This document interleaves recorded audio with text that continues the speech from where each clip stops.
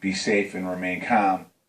NBC Nightly News will go on tonight without anchor Brian Williams after his claim of being aboard a Chinook, which came under fire over Iraq in 2003, met questions from the helicopter's crew. The fact is that Mr. Williams wasn't in or near our aircraft at the time. He violated one of the rules of old soldiers' war stories, and that is you tell war stories about the adventures of others that you observe.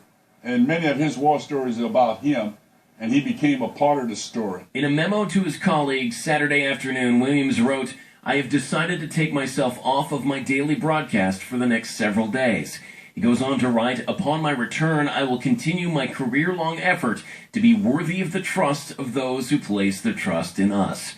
But the question remains, will he be able to return? All the bloggers and all the others who are already investigating Brian Williams are going to be investigating for other places where he has misspoken or exaggerated, not for other places where he's done great journalism. But where some have accused Williams of lying or exaggerating, others are giving him the benefit of the doubt. Memories under stress are plastic, and over time, when you look back, things that you thought you remembered really well, they start to get fuzzy around the edges. I'm Andrew Spencer, reporting.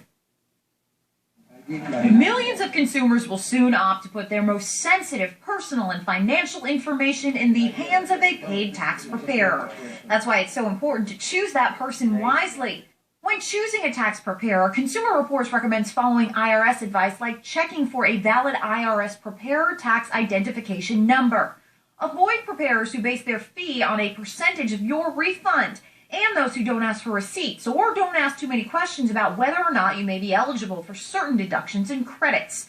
Tax season is also a prime season for identity theft. Consumers can take steps to protect personal data during this time by never giving information over the phone or internet unless you initiated the contact with your tax professional or an IRS employee.